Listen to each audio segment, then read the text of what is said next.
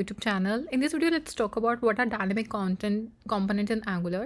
तो पहले क्या होता था Angular के अंदर we used to have static components, जिसका मतलब ये हुआ करता था कि आपने जो भी कंपोनेंट बनाया है वो कंपाइल टाइम के वो दिखेगा, it will part of a DOM. ठीक है. अब ऐसा हो सकता है कि यार हमें फॉर एग्जांपल आपके प्रोजेक्ट में 10 कंपोनेंट्स हैं और आपको 10 के 10 कंपाइल टाइम पे नहीं चाहिए. ठीक है. और या फिर आप चाहते हो उनको डायनामिकली क्रिएट करना. फॉर एग्जांपल जनरली इसका केस यूज़ होता है मोडाल्स के केस में. आपको एक पॉपअप बनाना है, आपको कंफर्म मोडाल बनाना है, कोई प्रॉम्प्ट आप लोगों को बनाना है और आप चाहते हो जब उसको बनाना पड़े उसी टाइम पे वो कंपोनेंट क्रिएट हो, उससे पहले ही डॉम का पार्ट ना बने. तो यहाँ से कॉन्सेप्ट आता है. इससे क्या होता है, तो बंडल साइज आपका बहुत छोटा हो जाता है. सेकेंडली आप डायनामिक, जैसे लेजी लोडिंग का कॉन्सेप्ट भी कुछ ऐसा ही होता है कि, पर लेजी लोडिंग में ऐसा होता है कि कंपोनेंट्स बने हुए हैं और आप उनको लोड करो एज पर यू नीड. ठीक है, जिसकी नीड है जिसकी नीड नहीं है. पर इसमें आपने कंपोनेंट ही नहीं बनाया है, वो डॉम का पार्ट ही नहीं है. तो इसका फ़ायदा होता है ये. आप देख सकते हैं, it is created and loaded at the run time. ठीक है, इसका ये केस होता है. और ये जनरली एंगुलर 13 वर्जन्स के बाद ही कॉन्सेप्ट आया है, उससे पहले ये कॉन्सेप्ट नहीं था. ठीक है.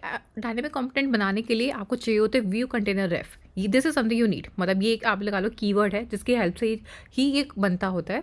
उसके बाद आप देख सकते हो एक डायनेमिक कंपोनेंट हम लोगों ने बना रखा है. एक कंपोनेंट है, उसकी TS फाइल है जिसके अंदर अपने कंपोनेंट का नाम लिखा हुआ है और साथ में उसका कोई टेम्पलेट है और साथ में इसका एक TS फाइल में एक मैसेज है इसका. और ये जो होस्ट कंपोनेंट है, होस्ट कंपोनेंट वो कंपोनेंट होता है जिसके अंदर डायनेमिक इसको कॉल किया जाएगा. तो आप इसके HTML में देख सकते हो, यहाँ पे उन्होंने NG कंटेनर करके उन्होंने टैग लिखा हुआ है जिसके अंदर जो ID है इसकी वो दैट इज़ कंटेनर. ठीक है.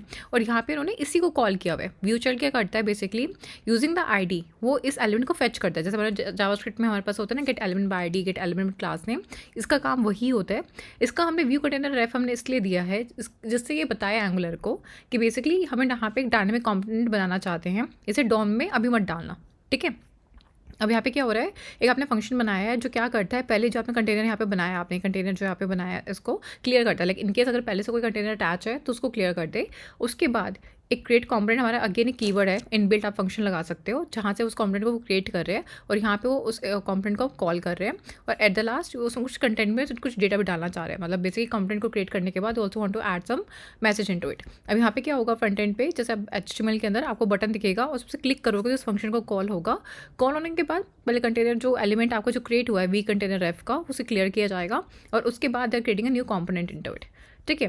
एंड उसके बाद देखो दिस इज़ द वन, ये जो लाइन है जिसके थ्रू आप बेसिकली उस कंपोनेंट के अंदर एक डायनेमिक डेटा को पास ऑन कर रहे हो.